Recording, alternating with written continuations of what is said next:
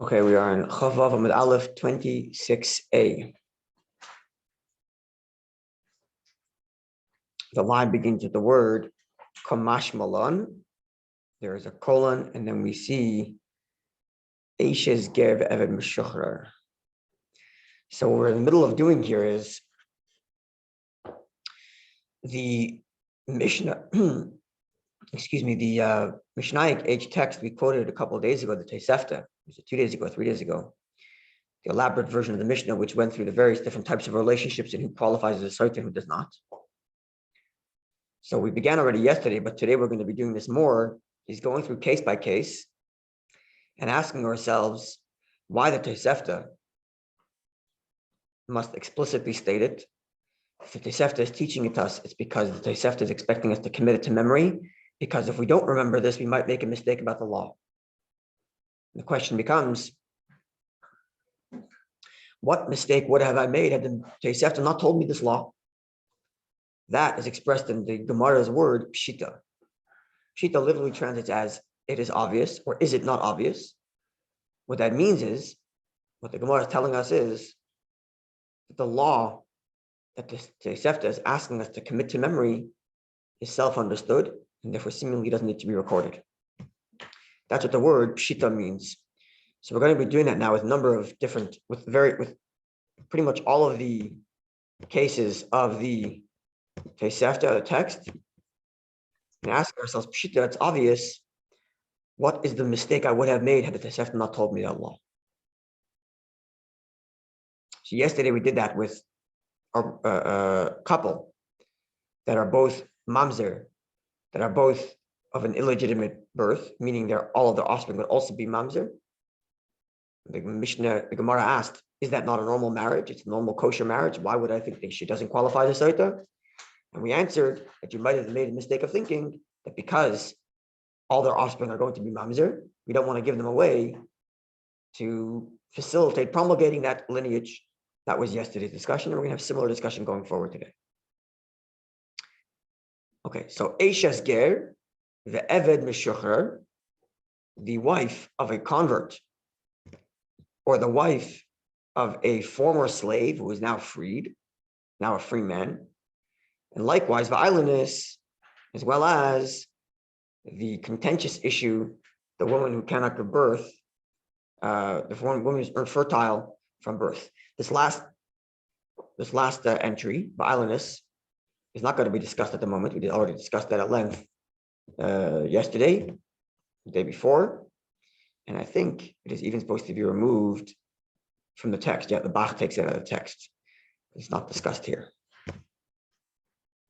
So my screen went a little fuzzy. We're going to reload it and make sure it's clear. No, it's not clear. Okay, so it is. Let's try one thing. Here we are. Now it's more clear. Okay, so we're discussing then the wife of the convert and the wife of the one who's been a former slave who is now a free man. So Gemara asks, Pshita, is this not obvious? It's a regular marriage. What could be problematic with a marriage between a woman and a ger, a convert, and a woman who used to be a woman and a husband who used to be a slave? He's a freed man, he's a normal Jew, or like everybody else. Why would I think any differently of him? So it says the Gemara, let me try this one, it's more clear. No? For some reason it's not showing up clear on the text, I apologize. She says the Gemara, Ma'udatema, had the Brisa not told us this law, I would have made the following mistake. And okay, so I'll tell you what the Gemara says, and I'll tell you where I have trouble understanding the Gemara. So this word Pshita is for writers and Tosefta only? Or? Nope, could be any. Yeah. Even a post Mishnaic, well, not for a scriptural verse. A scriptural verse, the Gemara wouldn't ask Pshita. The Gemara will ask, what detail is this word telling us? Right. That may be yes, but not Pshita. Pshita is, considering what we know from the verses, is this not obvious? Something like that. Or, considering what we know from the Mishnah, is a statement from the Mishnah, from the post-Mishnaic scholar not obvious? Something like that. That's what Pshita means. So it only go for post-scripture. But Mishnah or Amoraim also, scholars of the Gemara would ask Pshita on statements they make too. There's any statement that's recorded, remember, it's being expected that the student commit it to memory. It's not like today's writing in which there's no problem in being elaborate and repeating yourself. In fact, most modern books today, you can probably pare it down to an article. Most of these books, many books, they're written this way and reviewing the same thing. But in the Gemara's time, where paper printing and all that is not readily available, so whatever statement is being made is being expected to commit to memory. So every word must be precise and must be necessary, because if I would have figured out my own, then the teacher wouldn't make me commit it to memory. So even though we have it in a text form, it's in theory, it's all memorized. Right? So therefore the Gemara asks, is it not obvious that a person married to a convert or a person married to a former slave, a freed slave, it's a regular marriage? Why would I have to commit to memory that, oh, she too qualifies as a Sotah? Well, why wouldn't she? So again, I'm going to tell you what the Gemara says, and then I'll tell you where my trouble is. So the Gemara says like this: I might have thought, or I might have said, that because the verse says Daber el bnei Yisrael, because when the verse introduces the law of the Sotah, the verse reads, "Speak to the children of Israel."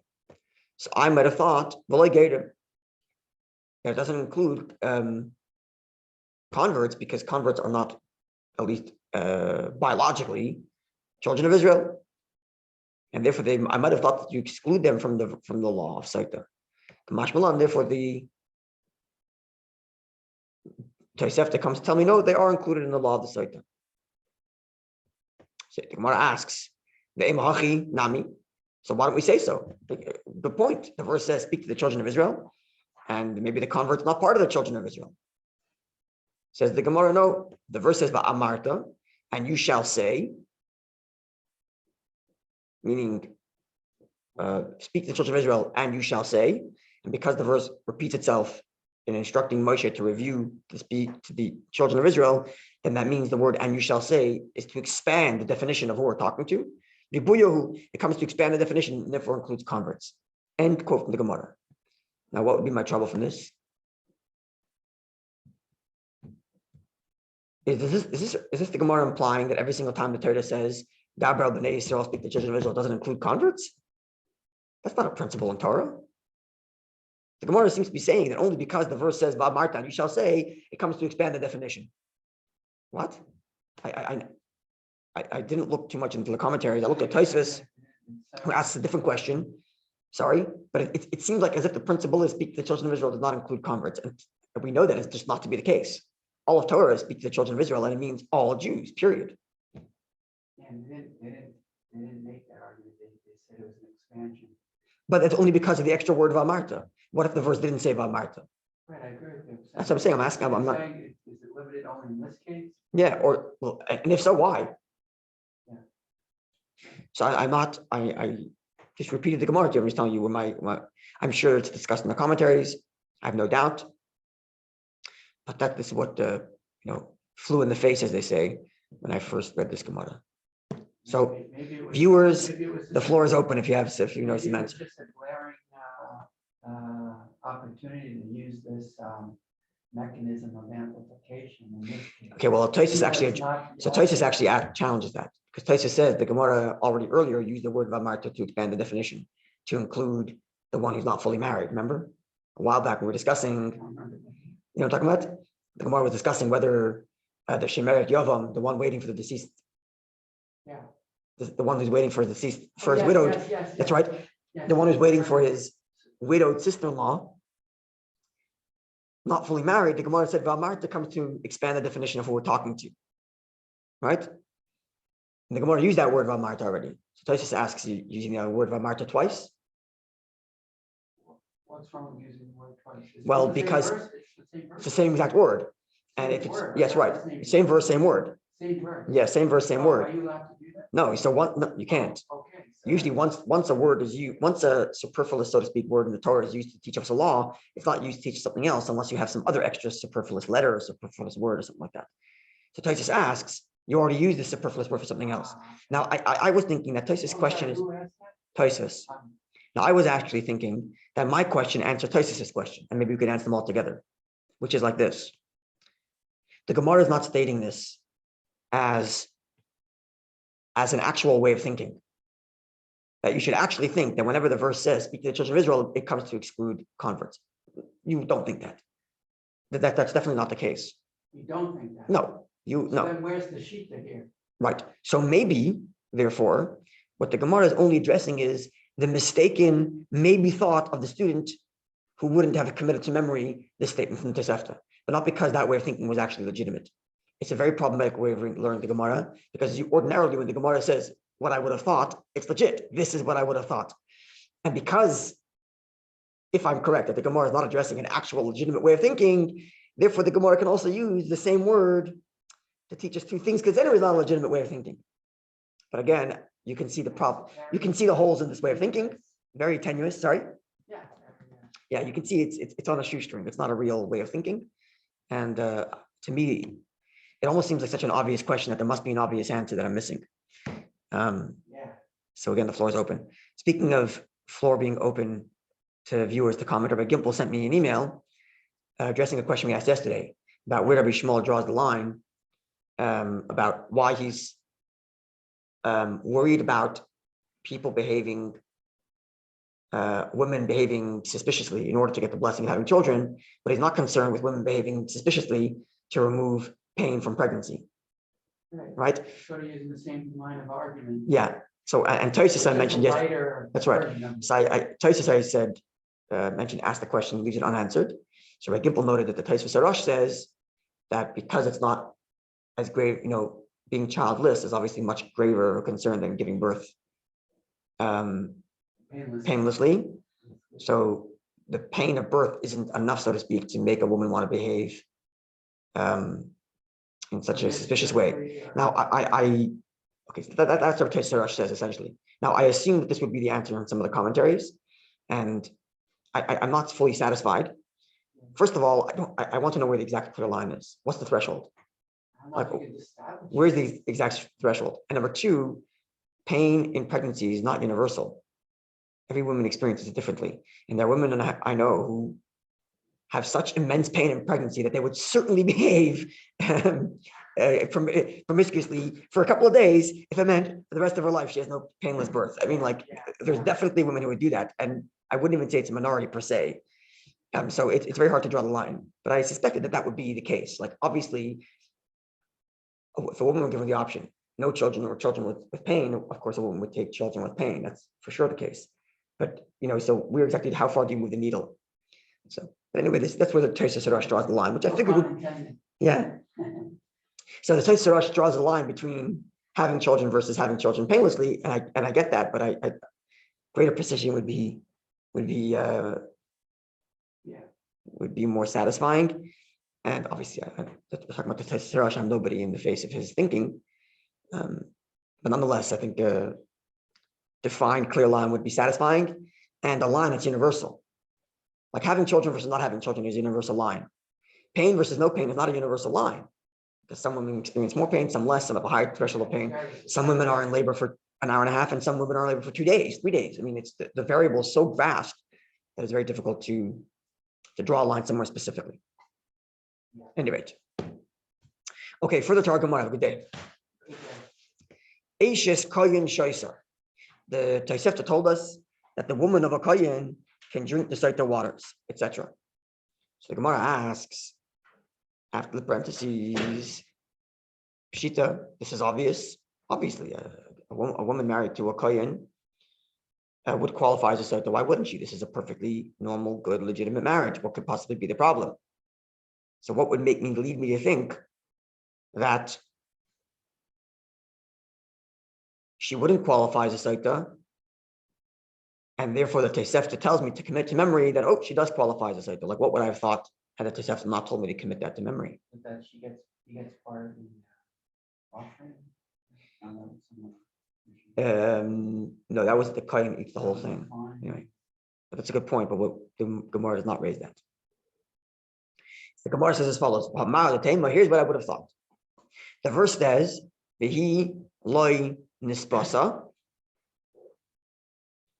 When the Torah describes the state of the Sotah, the verse says that she was not raped. There's not an issue of rape. I'm just looking up the verse here. She wasn't raped. That's how the verse described it. And now, as a result of this promiscuous, this sort of suspicious behavior where she secluded herself with the other man, Asura, she's now forbidden to be with her husband. Okay, so what the verse is saying, let's put it this way. The verse says that because of her being a Sotah, because she secluded herself with this man about which she was warned, therefore she's forbidden to her husband until such time that she drinks the Sotah waters, right? Okay, which means that the circumstances of the relationship must be that if not for this forebodings, is that a word? Incurred by the Sotah, she would be permitted to her husband. That's how we would understand the verse. The verse says, because she's now a Sotah, therefore she's forbidden to her husband until such time that she drinks the Sotah, that she drinks the water. That means that barring the circumstance of Sotah, she would be permitted to her husband, right? That's the way we would think of it, because the verse is telling us, hey, look, here are the circumstances, and now as a result, you can no longer be together until she drinks the water. Which means if not for those circumstances, they would be permitted to each other. Is that like any case? Sorry? Isn't that true for any? Yes. I'm just establishing this fact. One second, let's explain now. I'm just establishing this fact because I'm building on it. Okay. We know this fact already. I'm just establishing it because I'm going to build on top of it. Okay. Now, one of the circumstances that the verse describes of the Sotah is that she wasn't raped. Which means if she was raped, she'd be totally permitted to her husband. Because the only reason why she's forbidden to her husband is because she was a Sotah. Being raped does not make you a Sotah. It's not your fault. If that's the case, then if she is raped, she's permitted to be with her husband. Following? Yeah. So the Gemara says, the verse says, she wasn't raped. Then Asura, because she's suspected, she's forbidden to her husband until such time that she drinks the Sotah water. Hanisbasa, but if she was raped, then she doesn't qualify as a Sotah, and Muteres, she's permitted to be with her husband. That's the qualifying of a Sotah. But Vizu, this woman who's married to a Kohen, Hayil v'nisbasa, if she was raped, Asura, she's forbidden to her husband. So maybe this is a disqualifier of the Sotah. Imalai Tishna, maybe she should drink the Sotah water because she's disqualified as Sotah. The verse describes the Sotah as someone whom, even after rape, would be permitted to be with her husband, but a woman of a Kohen who's unfortunately been raped may not live with her husband because this is the rule of the Kohen. The Kohen is not allowed to be with someone who is taken advantage of. It's a very unfortunate circumstance that if his wife is raped, he has to divorce her. It's a very, very unfortunate circumstance. But that's the reality. And perhaps, therefore, she doesn't qualify as a Sotah because she doesn't satisfy the verse which implies that if she was raped, she's permitted. That's what I would have thought had the Mishnah not told us that, yes, a woman who is married to a Kohen still qualifies as a Sotah, even though if she was raped, she would be forbidden to her husband. So Kamash Malon comes the Tosefta to teach us this law. So she's married to a Kohen. She was raped. She has to drink. She's found. No, she doesn't drink. If she's raped, she doesn't drink. If she's raped, she doesn't qualify as a Sotah, for sure. The question is she permitted to be with her husband? Okay. The Sotah seem to imply that in order to qualify as a Sotah, you have to be someone who, if you were raped, would still be permitted to your husband. That's what we might have mistakenly understood from the fact that the verse says, if she wasn't raped, she doesn't qualify as a Sotah. And therefore, the Mishnah says, no, that statement, if she was raped, is only to tell you that if she's raped, she's not a Sotah. It doesn't qualify who can be a Sotah. It just tells us the law of the Sotah. But the mistake would have been to think that this issue of her being raped or not is a qualifier. That in order to qualify as a Sotah, you have to be the kind of woman that even if you're raped, you're still permitted to your husband. That's how I might have understood that statement, quote, she wasn't raped. Comes the Mishnah and says, no, even if a woman who's raped and can't be with her husband, she still, in a case where she's not raped, thank God, can still qualify as a Sotah. As for the fact that the verse says that the Sotah must be someone who isn't raped, it's just telling you that she wasn't raped. It's not telling you what kind of woman qualifies. That's all. Okay, I'm going to stop over here, even though I'm a little bit shorter than usual. I have bar mitzvah waiting for me essentially, so I have to get going. But at least we got some learning in Baruch Hashem. Yeah, you want to? I think it's an interesting question. I just had a thought in my mind about let's say a husband warns her, she ignores it, she violates the warning, she secludes herself, and she's raped. That's it. Oh, meaning she volunteered. She volunteered. It's a good question. She volunteered to be in that compromised state, but the actual intimacy was not consensual. It was a rape, but it's still. I would say she doesn't qualify as a Sotah. I'll tell you why, just from logical deduction, because the point of drinking the Sotah water is to determine her innocence or her guilt. In this circumstance, we know she's innocent. Maybe she behaved. We don't really know she's innocent. Well, if she was raped, and if we know she was raped, and we know she was innocent. We don't know. Okay. She's raped. Okay. Right. So then I would say she's still a Sotah. Yeah.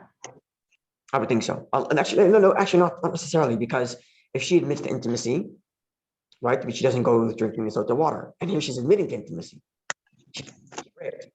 So I would actually apply this logic, which is hapesha aser hu hapesha heter.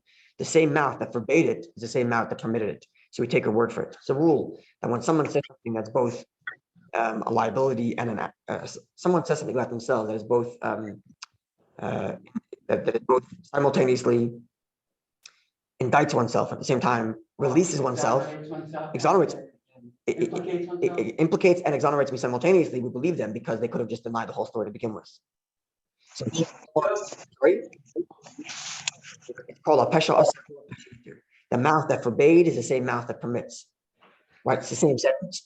So applying, again, I don't know, maybe the Gemara is going to discuss it later, but applying that logic, I would say that she is admitting to, so to speak, a bad relationship, and in the same breath that she's admitting to a bad relationship, she's also admitting she's exonerating herself in the same statement. So it's, would she lose her ketubah in that case? I don't know, but maybe she has to write a new one, as per the chalkas machaitik there that the judge mentioned a couple of weeks ago. So maybe you have to write a new one. I don't know. So maybe I don't know the answer to that question. Okay. A wonderful day, Eden. Tomorrow. Have a good day, Judge. All the very best, Rabbi. Take care. Have a wonderful day. God bless you. Yeshikov. All the very best to Yeshua. All the best to all of you. Thank you.